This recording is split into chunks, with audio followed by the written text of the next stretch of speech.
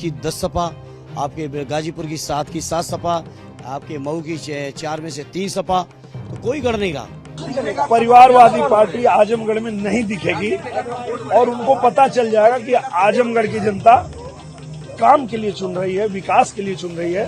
तो गुड्डू जमाली आपके पास साथ नहीं थे, आज हैं और हैं, आज जीत रहे हैं। और उस हार को मैंने एक एक्सीडेंटल हार माना, मैंने हर समय माना और इस बात को हर मौके पे कहा कि मैं चुनाव हारा हूँ, हिम्मत नहीं हारा हूँ। मैंने काउंटिंग के दिन भी कहा था, पिछली हार के दिन, और आज में जब मैं हिम्मत नहीं हारा हूँ तो आजमगढ़ के लोग मेरी और हिम्मत बढ़ाने को जा रहे हैं। कि गुड्डू जमाली को आगे करके और दुर्गा यादव जी को धक्का देते हैं मंच पे, उनको अपमानित करते हैं, तो पूरा आजमगढ़, पूरा पूर्वांचल ये कह रहा है कि यादवों को कब तक अपमानित करेंगे आप। छठे फेज की वोटिंग लगातार जारी है और इन सब के बीच उत्तर प्रदेश की आजमगढ़ लोकसभा सीट सबसे ज्यादा हॉट सीट बनी हुई है। इस वीआईपी सीट की बात करें तो समाजवादी पार्टी की तरफ से यहां पर धर्मेंद्र यादव यानी कि अखिलेश यादव के भाई जो है चुनावी मैदान में हैं, तो वहीं दूसरी तरफ भारतीय जनता पार्टी ने भोजपुरी सुपरस्टार दिनेश लाल यादव निरहुआ को फिर एक बार चुनावी मैदान में उतारा है। बता दें कि 2022 के लोकसभा उपचुनाव में दिनेश लाल यादव निरहुआ ने धर्मेंद्र यादव को आजमगढ़ में ही हरा दिया था, जबकि कहा जाता है कि आजमगढ़ लोकसभा सीट जो है वो समाजवादी पार्टी का गढ़ माना जाता रहा है। आपको बता दें कि आज सुबह वोटिंग के वक्त जब धर्मेंद्र यादव और दिनेश लाल निरहुआ दोनों से बात, तो दोनों ने एक दूसरे पर जमकर जुबानी हमला किया। जहां पहले धर्मेंद्र यादव ने कहा कि आजमगढ़ जो है वो समाजवादियों का पहले से गढ़ था, है और रहेगा, क्योंकि विधानसभा चुनाव में भी आजमगढ़ की 10 विधानसभा सीटें समाजवादी पार्टी ने जीती और 2019 में भी समाजवादी पार्टी यहां से जीत कर निकली थी और इस बार भी ऐसा ही होने वाला है। धर्मेंद्र यादव जी हमारे साथ है। धर्मेंद्र जी, क्या लगता है इस बार 400 पार का नारा बीजेपी दे रही है? कह रहे 400 पार की बीजेपी की, मान लो 143, 400 हमारी इंडिया की, और पार उनकी है, 400 हमारी है।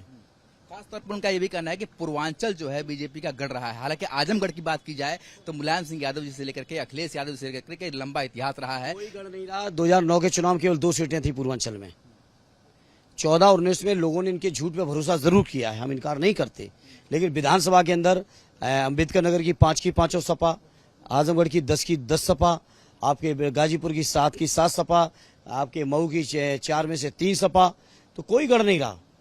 2022 की बात की जाए, जब बाई इलेक्शन हुआ तो गुड्डू जमाली आपके पास साथ नहीं थे, आज हैं और हैं, आज जीत रहे हैं।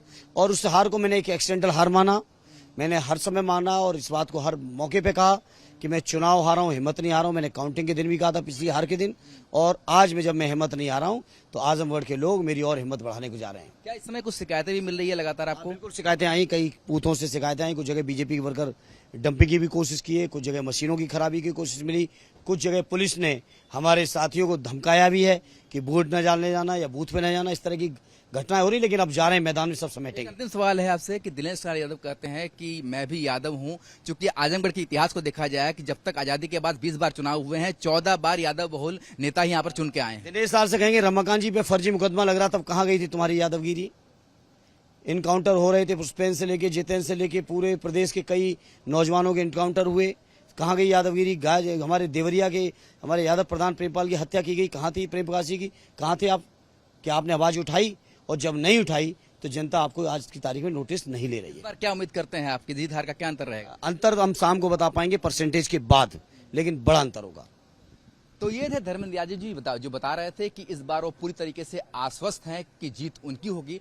उनका ये भी कहना है कि यादव नेताओं की बात होती है, पर अगर बात हो यादव नेताओं की, समाजवादी पार्टी इसमें सबसे आगे है। साथ वो ये भी कह रहे हैं कि इस बार परसेंटेज के आधार पर वो बताएंगे कि आखिर अंतर क्या होने वाला है। अब जहां धर्मेंद्र यादव ने अपनी जीत का दावा किया, तो वहीं दिनेश लाल यादव निरहुआ ने भी कहा कि जिनके जो गढ़ थे वो समाप्त हो गए हैं और चुनाव के बाद ये लोग नजर नहीं आएंगे। सुनिए क्या कुछ दिनेश लाल यादव निरहुआ ने कहा।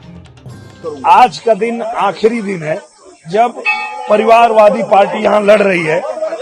आज के बाद परिवारवादी पार्टी आजमगढ़ में नहीं दिखेगी और उनको पता चल जाएगा कि आजमगढ़ की जनता काम के लिए चुन रही है, विकास के लिए चुन रही है, और उनका जो फैक्टर था वो यहाँ टूट चुका है।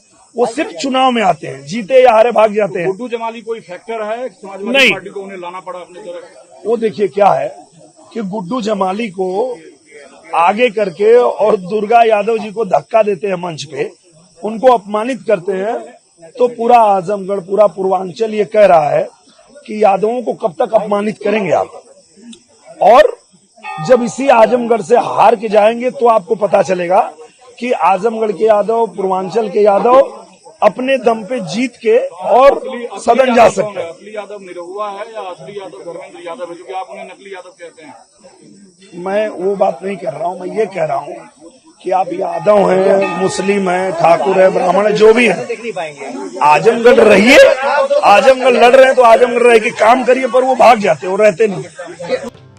फिलहाल आज छठे फेज की वोटिंग के बाद 4 जून को परिणाम सामने आएंगे। ऐसे में देखना होगा कि आजमगढ़ की लोकसभा सीट पर जनता किसे अपना सांसद चुनती है।